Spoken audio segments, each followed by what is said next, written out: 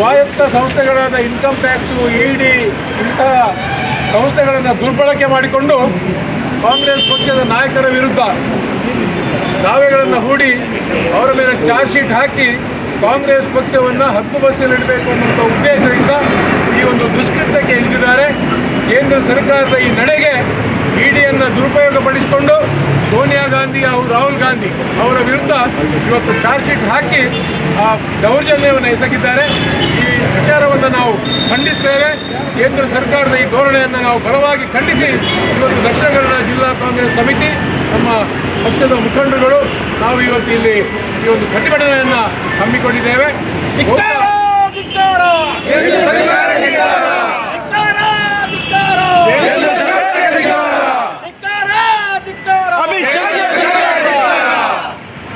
ಇವತ್ತು ಕೇಂದ್ರ ಸರ್ಕಾರ ಇಲ್ಲಸಲ್ಲದ ಕಾನೂನುಗಳನ್ನು ತಂದಿದೆ. ಇಲೆಕ್ಟೋರಲ್ ಬಾಂಡನ್ನು ತಂದರು. ಚುನಾವಣೆಗಾಗಿ ರಾಜಕೀಯ ಪಕ್ಷಗಳು ಇಲೆಕ್ಟೋರಲ್ ಬಾಂಡ್ ಮುಖಾಂತರ ದುಡ್ಡನ್ನು ಕಲೆಕ್ಷನ್ ಮಾಡಬೇಕು. ಅದಕ್ಕೆ ಲಿಮಿಟ್ ಇಲ್ಲ, ಆ ದುಡ್ಡು ಪಾರದರ್ಶಕತೆ ಇಲ್ಲ, ಅದನ್ನು ಆ ಹೆಸರನ್ನು ಗೌಪ್ಯವಾಗಿ ಇಡಲಾಗುವುದು ಅನ್ನುವಂಥ ಒಂದು ಕಾನೂನನ್ನು ಜಾರಿ ಮಾಡಿ ಇವತ್ತು ಭಾರತೀಯ ಜನತಾ ಪಾರ್ಟಿ ಸಾವಿರಾರು ಕೋಟಿ ರೂಪಾಯಿಯನ್ನು ಇಲೆಕ್ಟೋರಲ್ ಬಾಂಡ್ ಮುಖಾಂತರ ಇವತ್ತು ಕಲೆಕ್ಷನ್ ಮಾಡಿದೆ. ಆದರೆ ಯಾರಿಂದ ಕಲೆಕ್ಷನ್ ಮಾಡಿದೆ? ಅದನ್ನು ಯಾಕೆ ಗೌಪ್ಯವಾಗಿ ಇಟ್ಕೊಳ್ಬೇಕು? ಯಾಕೆ ಪಾರದರ್ಶಕತೆ ಬೇಡ? ಎಲ್ಲವನ್ನ ಹೇಳುವಂಥ ಈ ಕೇಂದ್ರ ಸರ್ಕಾರ ಇವತ್ತು ತನ್ನ ಪಕ್ಷಕ್ಕೆ ಕಪ್ಪು ಹಣವನ್ನು ಕ್ರೋಢೀಕರಿಸುವುದಕ್ಕೋಸ್ಕರ ಈ ಕಾನೂನನ್ನು ತಂದಿದೆ. ಬಹುಶಃ ಕೆಲವು ಸಂಸ್ಥೆಗಳು ಸಾವಿರಾರು ಕೋಟಿ ರೂಪಾಯಿ ಕೇಂದ್ರದ BJP ಪಕ್ಷದ ಚುನಾವಣಾ ಹಣ ಸಂಗ್ರಹಕ್ಕೆ ದೇಣಿಗೆಯನ್ನು ಕೊಟ್ಟಿದ್ದಾರೆ. ಬಹುಶಃ ಇವತ್ತು ನೋಡುವಾಗ ಆ ಸಂಸ್ಥೆಗಳು ಅಸ್ತಿತ್ವದಲ್ಲಿಯೇ ಇಲ್ಲ. ಕೆಲವು ಸಂಸ್ಥೆಗಳು ಕೋಟ್ಯಾಂತರ ರೂಪಾಯಿ ನಷ್ಟವನ್ನು ಅನುಭವಿಸ್ತಾ ಇದ್ದಾವೆ. ಇಂಥದ್ರಿಂದ 100 ಕೋಟಿ, 200 ಕೋಟಿ, 500 ಕೋಟಿ, 1000 ಕೋಟಿ ಇವತ್ತು ಯಾವ ರೀತಿಯಲ್ಲಿ ಕೇಂದ್ರ ಸರ್ಕಾರ ಅವರ ಪಕ್ಷಕ್ಕೆ ತೆಗೆದುಕೊಂಡಿದೆ ಅನ್ನುವಂಥದ್ದು ಜಗಜ್ಜಾಹೀರಾಗಬೇಕು. ಕೋರ್ಟ್ನಲ್ಲಿ ಹೋಯಿತು. ಇವತ್ತು ಬ್ಯಾಂಕಿನಲ್ಲಿ ಯಾವ ಪಕ್ಷಕ್ಕೆ ಎಷ್ಟು ದುಡ್ಡು ಬಂದಿದೆ ಅಂತ ನಾವು ಲೆಕ್ಕ ಕೊಡಬೇಕು ಅಂತೇಳಿ ಕೋರ್ಟ್ ಕೇಳಿದಾಗ BJPಯ ಹಣ ಇರುವಂಥ ಸ್ಟೇಟ್ ಬ್ಯಾಂಕ್ ಆಫ್ ಇಂಡಿಯಾ ಲೆಕ್ಕ ಕೊಡಲಿಕ್ಕೆ ಅವರು ನಿರಾಕರಣೆ ಮಾಡಿದರು. ಮತ್ತು ಕೇಂದ್ರ ಸರ್ಕಾರ ಅವರಿಗೆ ರಕ್ಷಣೆಯನ್ನು ಕೊಟ್ಟಿತು. ಆದರೆ ಕೋರ್ಟ್ ಬಿಡಲಿಲ್ಲ. ನ್ಯಾಯಾಲಯ ಮತ್ತೆ ಅವರಿಂದ ಒಂದು ವಿವರಣೆಯನ್ನು ಬಯಸಿ ಕೊನೆಗೆ ಅವರು ವಿವರಣೆಯನ್ನು ಕೊಟ್ಟರು. ಆದ್ದರಿಂದ ಇಂತಹ ಈ ವ್ಯವಸ್ಥೆಯನ್ನು ಮಾಡುವಂಥ ಭ್ರಷ್ಟಾಚಾರದಲ್ಲಿ ತೊಡಗಿದಂಥ ಕೇಂದ್ರ ಸರ್ಕಾರ ಇವತ್ತು ಕಾಂಗ್ರೆಸ್ ಪಕ್ಷವನ್ನು ಬಗ್ಗುಬಡಿಸಬೇಕು ಅನ್ನುವಂಥ ಉದ್ದೇಶದಿಂದ ಹೊರಟಿದೆ. ಕೇಂದ್ರ ಚುನಾವಣೆಯ ಸಂದರ್ಭದಲ್ಲಿ, ಪಾರ್ಲಿಮೆಂಟ್ ಚುನಾವಣೆಯ ಸಂದರ್ಭದಲ್ಲಿ ಕಾಂಗ್ರೆಸ್ ಪಕ್ಷದ ಬ್ಯಾಂಕ್ ಅಕೌಂಟನ್ನು ಸೀಸ್ ಮಾಡಿದರು. ಬ್ಯಾಂಕ್ ಅಕೌಂಟಲ್ಲಿರುವುದು ಅಲ್ಲಿರುವಂಥ ಹಣ ಲೆಕ್ಕಾಚಾರದ ಹಣ. ಅದು ಬ್ಯಾಂಕ್ ಅಕೌಂಟ್ನಲ್ಲಿರುವುದು ಲೆಕ್ಕಾಚಾರದ ಹಣ. ಯಾರು ಕೂಡ ನಂಬರ್ 2 ಅಕೌಂಟಲ್ಲಿ ಬ್ಯಾಂಕ್ನಲ್ಲಿಲ್ಲ.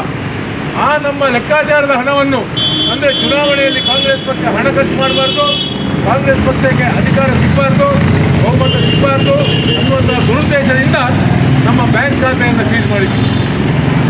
ಆದರೂ ನಮ್ಮ ಕಾಂಗ್ರೆಸ್ ಪಕ್ಷ, ರಾಹುಲ್ ಗಾಂಧಿಯವರು, ಸೋನಿಯಾ ಗಾಂಧಿಯವರು, ಅಧ್ಯಕ್ಷರಾದ ಮಲ್ಲಿಕಾರ್ಜುನ ಖರ್ಗೆ ಅವರು ಇಡೀ ದೇಶದಾದ್ಯಂತ ಹೋರಾಟ ಮಾಡಿ ಬಹಳ ಕಷ್ಟದಿಂದ ಚುನಾವಣಾ ಪ್ರಚಾರವನ್ನು ಮಾಡಿದರು. ಆದರೂ ಇವತ್ತು INDA ನೇತೃತ್ವದಲ್ಲಿ ನಾವು ಎಷ್ಟು ಸೀಟನ್ನು ಗಳಿಸಿದ್ದೇವೆ ಅಂತ ಹೇಳಿದರೆ ಕೇವಲ 20 ಸೀಟು ಮಾತ್ರ ಇವತ್ತು ಕೇಂದ್ರ ಸರ್ಕಾರ ನಮಗೆ ಸರ್ಕಾರ ರಚನೆ ಮಾಡಲಿಕ್ಕೆ ತೊಂದರೆ ಆದದ್ದು. BJP 400ಕ್ಕೆ ಪಾರ್, ಅಂದರೆ 400ಕ್ಕೂ ಹೆಚ್ಚು ಸ್ಥಾನವನ್ನು ಗೆಲ್ತೇವೆ ಅಂತ ಹೇಳಿದ BJP 200ಕ್ಕೆ ಬಂತು. 200ರ ಆಸ್ಪಾಸ್ನಲ್ಲಿ BJPಗೆ ಸಿಕ್ಕಿತು. ಕೇವಲ 20 ಸೀಟಿನ ಅಂತರದಲ್ಲಿ ಇವತ್ತು NDA ಸರ್ಕಾರ ಆಡಳಿತವನ್ನು ಮಾಡ್ತಾ ಇದೆ. ಹದ್ದುಬಸ್ತಿನಲ್ಲಿ ಇಡಲಿಕ್ಕೆ ಕಾಂಗ್ರೆಸ್ ನಮ್ಮ ಪಕ್ಷ ಒಂದು ರೀತಿಯಲ್ಲಿ ಸಫಲವಾಗಿದೆ.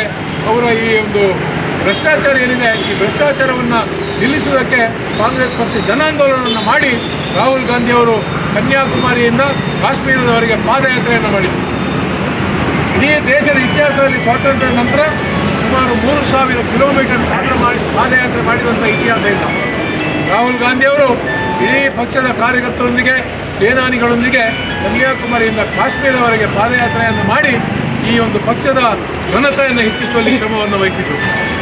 ಆದರೆ BJP ಅವರು ರಾಹುಲ್ ಗಾಂಧಿ ಅವರನ್ನು, ಅವರ ವ್ಯಕ್ತಿತ್ವವನ್ನು ಅವರ ವ್ಯಕ್ತಿತ್ವಕ್ಕೆ ಮಸಿ ಬಳಿಬೇಕು ಅನ್ನೋಂಥ ರೀತಿಯಲ್ಲಿ ಅವರನ್ನು ಒಂದು ಏನು ಅವರಿಗೆ ಜ್ಞಾನ ಇಲ್ಲ ಅನ್ನುವಂಥ ರೀತಿಯಲ್ಲಿ ಅವರನ್ನು ಸಣ್ಣದು ಮಾಡುವ ರೀತಿಯಲ್ಲಿ ಭಾರತೀಯ ಜನತಾ ಪಕ್ಷ ಸಾವಿರಾರು ಕೋಟಿ ರೂಪಾಯಿ ಖರ್ಚನ್ನು ಮಾಡಿದೆ. ರಾಹುಲ್ ಗಾಂಧಿ ಅವರು ಮತ್ತು ಇತರರ ಒಂದು ಪ್ರಯತ್ನದ ಫಲವಾಗಿ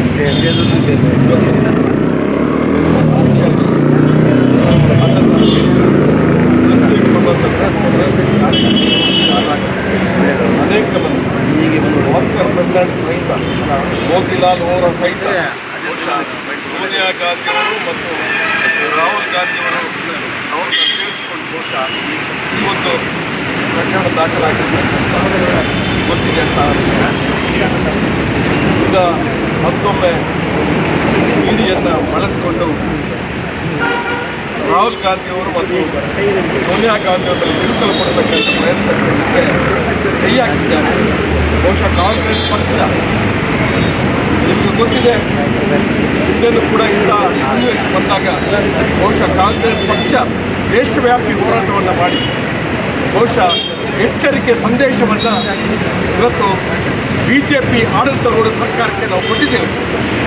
ಮತ್ತೊಮ್ಮೆ ಇಂಥ ಪ್ರಯತ್ನ ನಡೆದರೆ ಕಾಂಗ್ರೆಸ್ ಪಕ್ಷದ ಎಲ್ಲ ಕಾರ್ಯಕರ್ತರು ಬೀದಿಗಿಳಿದು ಪ್ರತಿಭಟನೆ ಮಾಡಿ ಈ ಇಡಿಯವರ ಮೂಲಕ ಏನು ಈ ದೇಶದ ಆಡಳಿತ ಸರ್ಕಾರ ಏನು ಕ್ರಮ ಕೈಗೊಳ್ಳಲಿಕ್ಕೆ ಹೊರಟಿದೆ ಅದಕ್ಕೆ ನಾವು ಸರಿಯಾದ ಉತ್ತರವನ್ನು ಕೊಟ್ಟು ಈ ಒಂದು ದೇಶವ್ಯಾಪಿ ಹೋರಾಟ ಮಾಡಲಿಕ್ಕೆ ನಾವು ಖಂಡಿತವಾಗಿ ಪ್ರಯತ್ನ ಮಾಡ್ತೀವಿ ಅಂತ ಹೇಳ್ತಕ್ಕಂಥ ಮಾತನ್ನು ನಾನು ಹೇಳಲಿಕ್ಕೆ ಇಷ್ಟಪಡ್ತೇನೆ.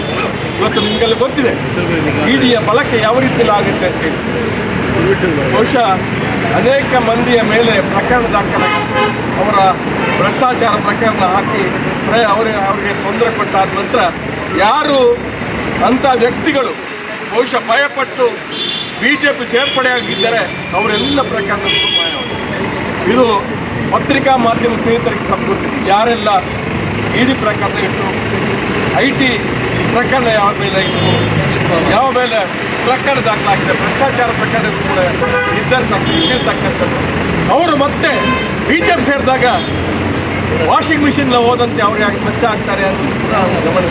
ಇದು ರಾಜ್ಯಕ್ಕೆ ಪ್ರೇರಿತವಾದಂಥ ಒಂದು ಪ್ರಯತ್ನ ಅನ್ನುವಂಥದ್ದು ಖಂಡಿತವಾಗಿ ನಾವು ತಿಳ್ಕೊಳ್ಬೇಕಾಗಿದೆ. ಆ ದೃಷ್ಟಿಯಿಂದ ಇಂಥ ಪ್ರಯತ್ನಕ್ಕೆ ಕಾಂಗ್ರೆಸ್ ಪಕ್ಷ ರಾಷ್ಟ್ರವ್ಯಾಪಿ ಹೋರಾಟ ಮಾಡುವ ಒಂದು ದೃಷ್ಟಿಯಿಂದ ಬಹುಶಃ ದಕ್ಷಿಣ ಕನ್ನಡ ಈ ಜಿಲ್ಲೆಯ ಒಂದು ಮೂಲೆಯಿಂದ ಮತ್ತು ಇದಕ್ಕೆ ಪ್ರತಿಭಟನೆಯನ್ನು ಮಾಡಲಿಕ್ಕೆ ನಾವೆಲ್ಲ ಇವತ್ತು ಅರ್ಧ ಗಂಟೆಯ ಮೊದಲು ನಾನು ಎಲ್ಲೋ ಒಂದು ಕಡೆ ಇದ್ದ ಹಾದಿಯಲ್ಲಿ ಬಹುಶಃ 11 ಗಂಟೆಗೆ ಹೇಳಿದಾಗ ನಾನು ಕೂಂಜಲ್ ಕಟ್ಟೆ ಅನ್ನುವಂಥ ಊರಲ್ಲಿ ನಿಮ್ಮ ಗಮನಕ್ಕೆ ನಾನು ತರ್ತಕ್ಕಂಥದ್ದು.